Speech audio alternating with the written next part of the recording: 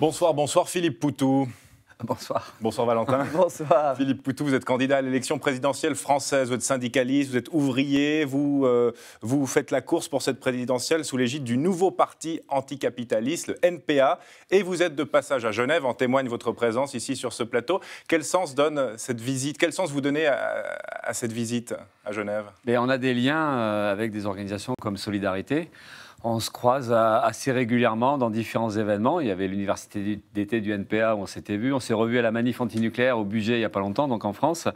Et là, l'idée, c'était de faire une réunion publique et de pouvoir échanger entre militants de part et d'autre de la frontière. Donc, et puis, ouais, puis c'est à la fois, on internationalise de toute façon, donc on considère que les problèmes politiques se discutent par-delà les frontières. Et on se retrouve en plus dans pas mal de luttes en commun. Donc voilà, c'était une petite occasion d'échange. Et puis, on espère reproduire ça le plus souvent possible. Et vous venez chercher de l'argent en Suisse pour votre campagne? Ouais, on y pensait, mais bon, c'est compliqué parce qu'il y a des règles et tout ça. Mais on va essayer de voir, parce qu'on a vu que l'évasion fiscale, ça marchait très bien. Donc, dans l'autre sens, on devrait pouvoir récupérer de l'argent aussi, quoi. On va voir ça. Bon, vous n'êtes pas le plus riche des candidats. Non. Ouvrier, actuellement au chômage, ça fait... Ouais, enfin, au chômage, oui, officiellement, j'ai mon statut, je suis inscrit à Pôle emploi.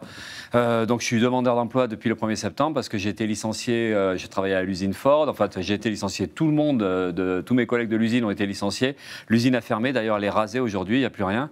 Et donc, on a eu un plan de licenciement et avec la chance qu'on a quand on est dans une grosse boîte, enfin la chance entre guillemets, hein, on a des dispositifs qui permettent d'avoir des améliorations au niveau des indemnités de licenciement. Et puis, il y avait un autre dispositif qui s'appelle un congé de reclassement, qui est un genre de pôle emploi maison qui permet d'avoir une continuité de salaire pendant plusieurs mois. Et là, je sortais de cette période-là, quoi. Là, maintenant, je suis en recherche d'emploi, mais le cas particulier, c'est que comme il y a une campagne électorale, le NPA me paye à mi-temps pendant la campagne électorale. Donc, je ne suis pas vraiment chômeur, hein, j'ai une activité. Et l'autre mi-temps, en fait, ce sont mes indemnités d'élu, parce que je suis conseiller municipal à Bordeaux et conseiller métropolitain dans la métropole bordelaise. Donc, du coup, ça me permet d'avoir un salaire complet, au moins jusqu'à la fin de la campagne, quoi. Du coup, vous gagnez combien par mois? Là, j'ai 2000 euros, hein, donc, parce qu'il faut convertir, je ne sais pas comment on fait. Ouais, ça fait 2200 francs, je pense. Voilà, donc les deux réunis. Donc, ça me fait un salaire normal. Enfin, pour nous, 2000 euros, c'est un peu le minimum pour vivre décemment, quoi. Parce qu'en France, le salaire médian, il est à 1800 euros. Et énormément de gens vivent évidemment avec beaucoup moins et un seuil de pauvreté qui est fixé à 1000 euros en France. Et il y a quand même plusieurs millions de personnes qui vivent en dessous du seuil de pauvreté, quoi. On a à Genève le salaire minimum, 23 francs de l'heure, hein, c'est à peu près 22 euros. Ça vous fait rêver, ça?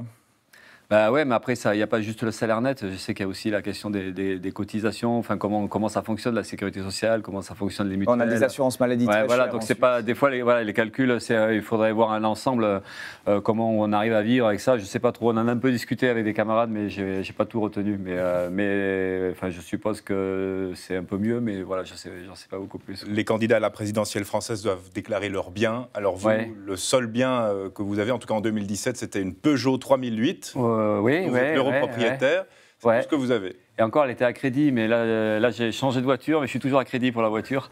Et oui, après, là, j'ai ma prime de licenciement, donc sur mon compte en banque, j'ai un peu de réserve pour l'instant. Genève, c'est l'une des villes qui concentre le plus de millionnaires au monde. Est-ce que vous vous sentez bien ici, Philippe Poutou?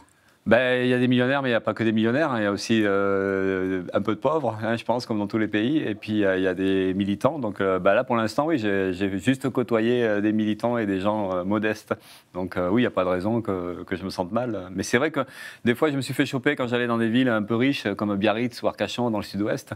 Et il y en a qui arrivent à voir on dit, mais qu'est-ce que je fais là? Enfin, qu'est-ce qu'un gaucho comme moi fait? En fait, encore heureux qu'on a le droit d'aller, des fois, y compris dans des villes un peu riches, quoi. Vous le dites haut et fort, vous n'aimez pas les patrons. Non, je ne dis pas comme ça. C'est vrai qu'en réalité, je ne les aime pas. Enfin, mais pourquoi vous ne les aimez pas? Mais non, mais c'est dit comme ça fait bête. Mais parce qu'en fait, ce n'est pas une question morale. On n'est pas non plus anti-riche parce qu'on ne supporte pas les riches. Ce n'est pas ça. On est contre un système capitaliste qui est profondément injuste et qui permet justement à des gens de s'enrichir sur le dos des autres.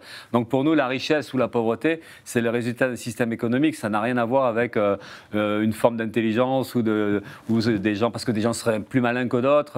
Voilà, il y a un système qui est profondément injuste, qui repose sur l'exploitation, sur l'oppression.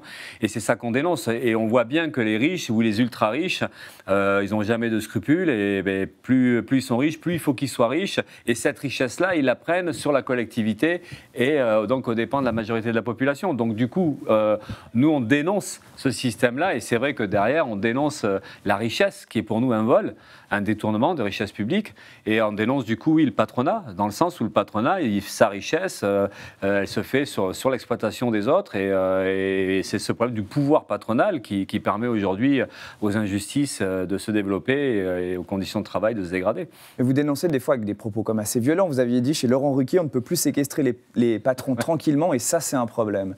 C'est quand même assez violent comme propos. Ouais, je ne sais pas si c'est ça qui est violent. C'est vrai qu'après, il faut mesurer. Il y a les propos qui peuvent apparaître comme violents, et puis il y a une réalité sociale qui, elle, est extrêmement violente.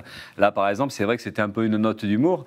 C'était repris chez Ruquier, mais ça avait été dit dans une interview un peu avant, pour justement discuter parce que l'élection présidentielle, pour nous, c'est toujours difficile à gérer, parce que c'est archi personnalisé.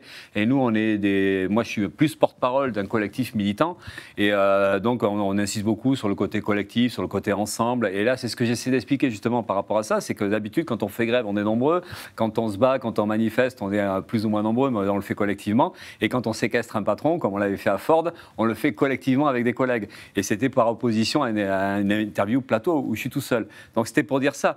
Mais c'est vrai que ça, ces propos-là, ils sont surtout pas violents, enfin ils peuvent pas l'être, dans le sens où c'est de fait une sorte de dérision par rapport à une réalité sociale. Et la véritable violence, elle est au travail. Aujourd'hui, quand là, par exemple, Ford a viré 1000 personnes. Voilà, Ford fait des milliards de profits, ils peuvent fermer une usine.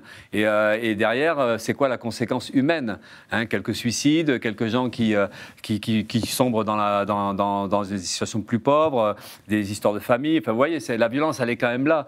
Donc nous, du coup, des fois, heureusement, on a un peu de dérision et on arrive à essayer d'exprimer cette révolte-là avec un peu d'humour, mais en essayant de montrer quand même qu'il y a une société qui est profondément violente, qui permet quand même à des gens de mettre à la rue d'autres gens, qui permet de les mal payer, qui permet d'imposer des conditions de travail déplorables. Voilà, donc c'est un peu tout ça qu'on peut aussi des fois dénoncer avec un petit peu d'ironie, quoi. Il y a une vision quand même assez caricaturale du patron que vous avez. Vous imaginez le patron avec son gros cigare dans son bureau très riche, mais on sait, vous et moi, que la grande majorité des patrons, ce sont des petits patrons, ce sont des indépendants, ce sont des gens qui travaillent, ce sont des gens honnêtes.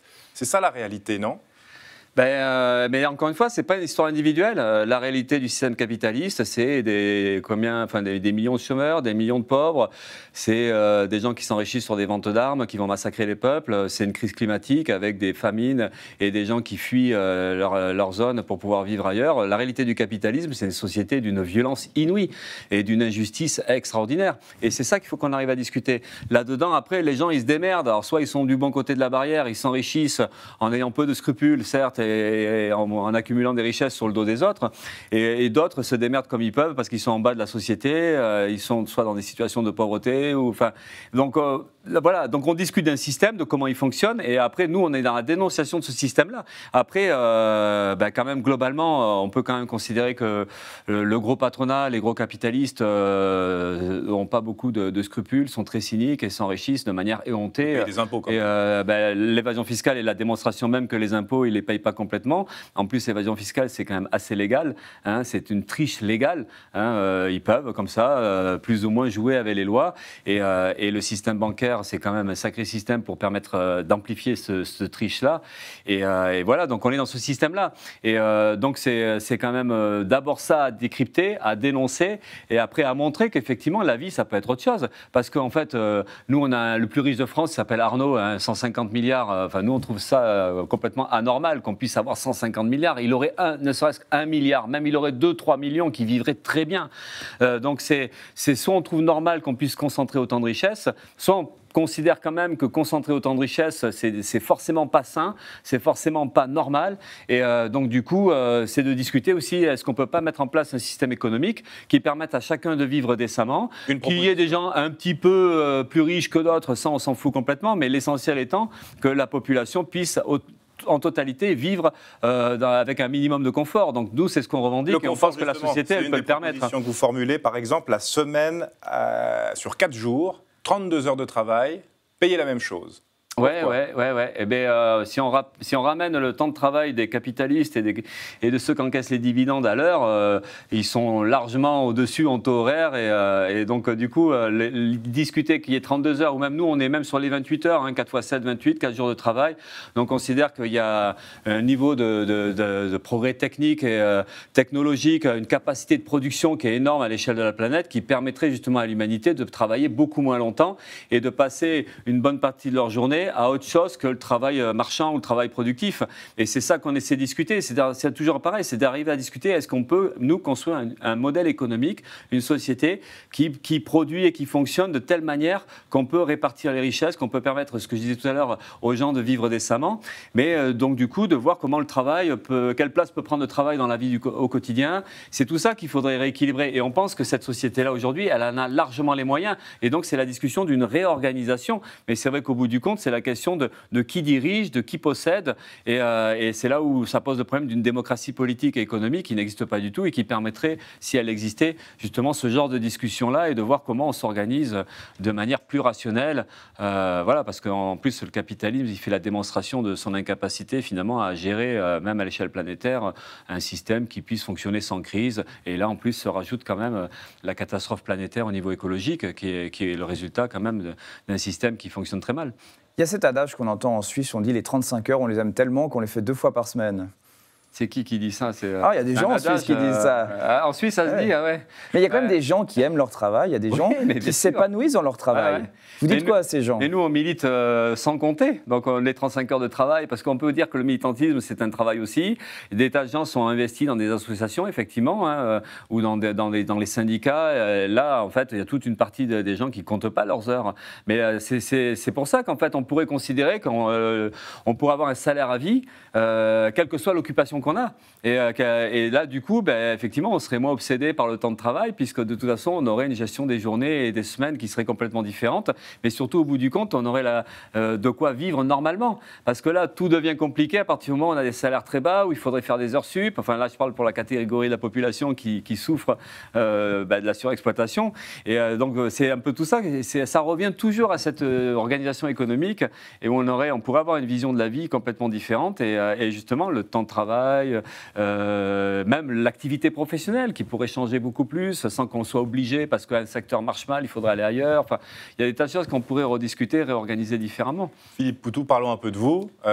Vous avez une enfance, disons, modeste, fils de postier et de mère au foyer. Ouais. C'était quoi comme enfance ? Là, j'ai pas l'habitude de parler de ça. D'ailleurs, c'est loin, donc j'ai des souvenirs vagues. Mais oui, j'ai une enfance. Enfin, j'ai aucun problème dans mon enfance. J'ai ni pauvre en fait. Enfin, pas pauvre parce que même si c'était milieu populaire, mais voilà. Anti-élite en tout cas. Ouais. On se posait pas la question comme ça, mais non, c'est une vie comme plein de gens en fait, avec un père effectivement qui était postier et une mère au foyer parce qu'il y avait 4 enfants. Donc voilà, mais une vie à peu près normale. Aucun problème. J'ai aucun mauvais souvenir en fait, ni même de souffrance particulière ou psycho-affective ou de souffrance sociale, donc pas de souci. Après, c'est ce qu'on essaie de chercher. On fait pas de psychanalyse. C'est pour rassurer tout le monde. C'est pour faire votre portrait en fait, pour savoir un peu qui vous êtes. Non, ça s'était bien passé, j'ai bien démarré dans la vie. Là, ça se passe aussi pas trop mal finalement, même si c'est un peu galère, quoi. Pas de diplôme non plus? Non. Ça aussi, ça fait de vous quelqu'un de Non, normal. parce qu'il y a plein de gens qui n'ont pas de diplôme ou des demi-diplômes. Enfin bon là, non, c'est chacun. Enfin, il y en a qui ont besoin de diplômes parce que c'est vrai que d'une certaine manière, c'est une reconnaissance, mais ou sociale ou enfin, ça construit un peu aussi l'identité. Donc non, moi j'ai aucun souci avec ça parce qu'en fait, après j'ai fait de l'intérim, j'ai travaillé, là je suis un peu dans une situation particulière en étant licencié de l'usine Ford, mais encore que, voilà, donc j'ai de l'occupation aussi. Enfin, non, il n'y a pas de souci particulier de ce côté-là. C'est votre 3e campagne présidentielle, 3 fois sous les feux des projecteurs. Vous le vivez comment ça ? J'en sais rien. Je dis souvent que c'est une tâche militante très particulière. Ah, quand même, vous arrivez dans des débats présidentiels, c'est pareil. Ouais, c'est vrai que c'est très particulier, mais c'est pas un truc qui est super chouette à vivre en fait, parce que c'est contraignant, c'est très particulier parce qu'en fait on se retrouve seul à porter la parole d'un collectif, ou même nous ce qu'on voudrait c'est porter la parole d'un camp social, être un des porte-parole du camp social, de rendre visibles des choses qui ne sont pas spécialement visibles dans les médias, justement ce camp des pauvres, ce camp des surexploités, toute cette souffrance sociale qui est une réalité aujourd'hui, qui n'est pas trop visible dans les médias. Donc on essaie de raconter ça, on essaie de raconter les luttes, les résistances. Donc c'est à la fois motivant parce qu'on se dit, voilà, il faut le faire, il faut qu'il y en ait qui soient là pour raconter ça, et puis essayer de redonner un peu d'espoir aussi aux gens dans l'idée que la perspective, des fois, c'est arriver à relever la tête et à se battre. Bon, voilà, donc du coup, c'est le côté motivant de la fonction, mais après, c'est vrai que je dis que c'est pas rigolo parce que des fois, on se dit, par exemple, là, c'est moi qui parle, mais ça pourrait être des tas d'autres qui pourraient parler, qui parleraient certainement mieux de tas de sujets aussi. Et donc, des fois, il y a un côté un peu faux, c'est-à-dire, c'est comme si moi, je pouvais, si j'étais capable de tout décrire ou de tout relayer, et c'est beaucoup plus compliqué que ça. Donc, des fois, je me dis, c'est d'autres qui devraient raconter, comme les luttes écologistes ou les luttes féministes. Donc, et moi, je concentre un peu tout. Et ça fait un peu, des fois, la posture n'est pas facile à gérer à cause de ça, parce qu'on se dit, merde, ça ne devrait pas marcher comme ça. Mais bon, on le fait parce que la présidentielle, ce n'est pas nous qui fixons les règles. Mais au point d'être devenu une star du web en 2017 durant la campagne, beaucoup se sont moqués de vous aussi, votre nom de famille, votre style, etc. Ça vous blesse ou pas du tout? Non, quand j'étais petit, ça a dû m'arriver d'être vexé parce qu'on se moquait de mon nom, par exemple. Mais non, là, aujourd'hui, heureusement, on passe outre ça, quoi. Et puis star, il faut vraiment relativiser, parce que c'est vrai que il y a eu des débats, il y a eu des sorties qui ont été plus médiatisées que d'autres, et puis il y a eu sur les réseaux sociaux, des fois ça prend de l'ampleur maintenant, et notamment on est dans une société, je pense qu'en Suisse c'est un peu comme en France, les idées réactionnaires prennent de plus en plus de place, et on a des courants d'extrême droite beaucoup plus expressifs qu'à une certaine époque, et donc on se retrouve confronté à ça, et sur les réseaux sociaux, c'est ou des moqueries ou des insultes ou des menaces, et bon, à force on s'habitue, mais on est aussi de ce point de vue-là aussi dans une société qui est très violente. Mais nous, on fait la part des choses parce qu'en fait, il n'y a rien de personnel. Enfin, moi, je suis là, je porte une parole. Qu'on se fout de moi à un niveau ou à un autre, c'est pas grave. Nous, ce qu'on essaie de faire, c'est d'arriver à exprimer des idées, d'arriver à être un peu efficace sur nos convictions, enfin, se faire comprendre et puis un peu convaincre aussi, ou un peu, en tout cas, donner la pêche ou donner un peu de confiance pour la suite. Donc voilà, on a un boulot, on essaie de bien le faire, j'essaie de bien le faire. Donc après, le reste, c'est secondaire, quoi. Votre tenue aussi, c'est un argument politique. Lors du dernier grand débat, où vous n'êtes pas venu en costume, vous n'avez pas porté la cravate, vous aviez les manches retroussées, comme ici sur ce plateau. J'avais un t-shirt, en plus. J'alterne. Là, vous avez mis une chemise pour nous, c'est sympa. Si vous voulez, on a une cravate. J'ai pas dû penser à ça. Ce matin, je me dis... Est-ce que l'habit fait le moine? La cravate. On en a juste là, si vous voulez, cravate rouge. C'est très gentil, on verra après l'émission alors. Est-ce que l'habit fait le moine, Philippe? Non, bien sûr que non, parce qu'on a, y compris chez nous, des camarades qui portent même des fois un peu de costume, ou pour leur travail, ou voilà, parce que ça fait partie des habitudes. La cravate aussi, certains la portent. On a eu des candidats comme Alain Krivine, candidat à LCR en France au présidentiel dans les années 70, en 69, en 74, il portait la cravate. Donc du coup, non, on n'a pas ces positionnements-là. Moi, quand je mets le t-shirt, c'est pas l'idée de revendiquer. Voilà, on met le t-shirt parce que c'est une question de principe. Je mets le t-shirt parce que c'est ce que je mets d'habitude, et c'est les t-shirts que j'achète dans des magasins habituels aussi. Je cherche pas à avoir une marque et tout ça. Donc du coup, non, on n'en fait pas des principes. Ce qui est intéressant, par contre, c'est que quand je mets un t-shirt le jour d'un débat des présidentielles, parce qu'en fait, les t-shirts, j'en mets régulièrement. Comme tout le monde, quoi. Ouais, comme tout le monde. Mais c'est vrai qu'à la télé, on a tendance, des fois, ils ont tendance à croire que c'est dimanche matin et que c'est la fête, qu'il faut s'habiller. Moi, je vois vous êtes bien habillés, mais moi, je vois des fois, c'est carrément des tenues de soirée sur les plateaux télé. Ça fait bizarre, quoi. Mais ça montre aussi que le média, c'est un endroit un peu particulier aussi, enfin, un plateau télé en général, quoi. Mais non, on n'en fait pas une question de principe. Mais ce qui est intéressant, c'est que quand on met un t-shirt sur un plateau télé, que ça fasse réagir comme ça. là, ça montre quelque part aussi, ça révèle une forme de mépris social de la part de ceux qui vont faire cette remarque-là, parce qu'en disant, mais il y en a, ils ont dit, j'étais en pyjama quand même. J'avais un t-shirt normal. Et ça, c'est notamment l'extrême droite et le Front National qui n'avaient pas apprécié ce que j'avais dit à Marine Le Pen ce soir-là. Et le lendemain, c'était, ouais, Poutou, il est débraillé, il est en pyjama, enfin voilà. Et là, on voit aussi quand même des conceptions à travers la vision vestimentaire, c'est aussi des conceptions de mépris social qui sont très révélatrices. Les journalistes aussi avaient remarqué ça, alors qu'en réalité, où est le problème? Encore, je serais venu nu, ça aurait pu poser des problèmes au regard de la loi, hein. Mais habillé en t-shirt, a priori, ça devrait choquer personne, quoi. Donc c'est intéressant quand même. Mais c'est pas fait dans cet objectif-là. Mais comme quand des fois je dis un gros mot, ou quand on est des fois une façon de parler qui est un peu particulière, on parle aussi comme on sait parler. On n'est pas obligé d'essayer de reproduire absolument la façon dont parlent les autres. On n'est pas obligé d'imiter l'autre non plus. Et juste en étant ce qu'on est, si on se différencie, c'est qu'il y a des différences aussi, mais qui sont au-delà de la tenue vestimentaire ou au-delà des mots qu'on utilise. Vous aviez dit ne plus vouloir vous présenter à l'élection présidentielle, et vous êtes candidat à l'élection présidentielle. Donc en fait, vous êtes comme tous ces politiciens, comme on les caricature, vous ne tenez pas vos promesses. C'est vrai, ça je reconnais, j'assume complètement. Je ne voulais pas, j'avais dit, mais même la première fois, j'avais dit que ça serait qu'une fois, et je suis revenu une deuxième fois. Et là, je reviens une troisième fois, donc ça commence à faire beaucoup. Et c'est vrai que j'avais dit à tout le monde, hein, dans mon entourage, que ça ne serait pas moi, et qu'en fait, nous, l'NPA, on présenterait une camarade, parce qu'en fait, on voulait justement montrer un visage féminin. On a toujours des mecs, on a eu Olivier Besancenot, avant c'était Alain Krivine. Et donc, du coup, on se dit, bon, il faut que ça change. Et le problème, c'est qu'on s'est mal démerdé. Et on a un souci qui est assez important et qui est déterminant, en fait. C'est que dans la campagne, avant d'être vraiment candidat, il faut ce qu'on appelle les parrainages. Il en faut 500, c'est-à-dire en fait des cautions démocratiques d'élus, essentiellement des maires, dans les communes. Et c'est un truc qui est très compliqué à obtenir, parce que nous, on n'a pas d'élus, donc il faut aller chercher ailleurs. Et donc, on prend une voiture, on part à 2 ou à 3, et on va dans les petites communes, parce que c'est souvent là où les élus sont les plus éloignés des pouvoirs politiques, et c'est là où c'est a priori le moins compliqué. Et ça, il faut en obtenir 500 cautions démocratiques. Et c'est très compliqué à obtenir. Et avec mon nom, ce qu'on a calculé là, vu qu'on n'a pas plus de force qu'avant, et puis que la situation politique, elle nous apparaissait plus difficile, justement avec le côté beaucoup plus réactionnaire, beaucoup plus à droite, beaucoup plus à l'extrême droite, et une gauche complètement lapidée, en fait, hein. Et on s'est dit, comment arriver à apparaître comme une candidature légitime? Parce qu'en fait, la caution démocratique, c'est des élus qui disent, oui, je pense que ce candidat-là, il est utile pour la présidentielle, ou en tout cas que sa candidature est légitime. Donc, ils signent un papier pour dire ça. Et il en faut 500. C'est énorme, hein, même si ça apparaît pas beaucoup comme ça, mais... Et avec un nom connu, c'était plus facile pour nous. Et donc, le débat qu'on a eu au NPA quand on a décidé de la candidature, c'était ça. Donc, il a fallu rediscuter avec moi, mais allez, là, on s'en sent pas si c'est pas toi.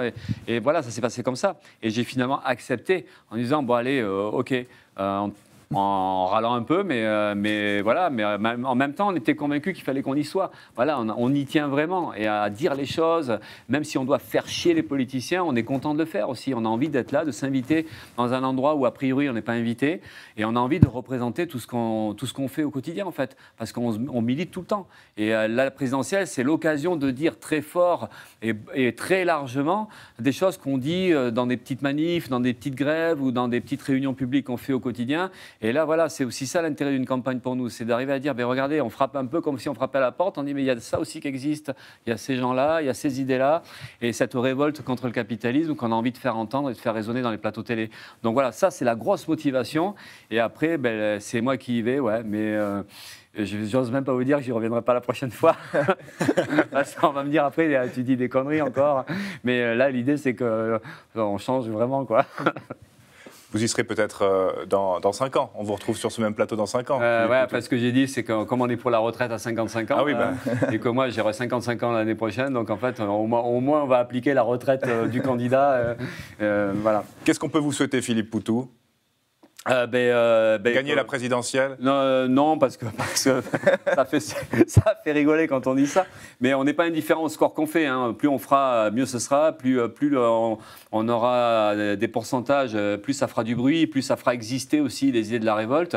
Mais là, ce qu'il faut nous souhaiter, c'est d'obtenir les parrainages. Mais je sais que c'est pas en Suisse que je vais les retrouver. Bon, il y a la France voisine qui nous écoute. Voilà, il y a des Français ou des Françaises qui écoutent. Mais ouais, c'est d'arriver à être candidat officiellement et puis d'arriver à faire entendre voilà, ce combat-là, de relayer les luttes. Et puis nous, on aimerait bien qu'on soit utile à ça, quoi, être utile à quelque part à redonner confiance au milieu militant, aux personnes. Et puis c'est de montrer que la perspective, c'est pas forcément de se résigner, qu'on peut se révolter, se battre à l'image de tas de luttes qu'il y a en ce moment. Et on espère bien que le monde va changer par des révoltes. Voilà, donc on aimerait bien jouer un rôle utile à tout ça. Merci beaucoup, Philippe Poutou. Merci à vous.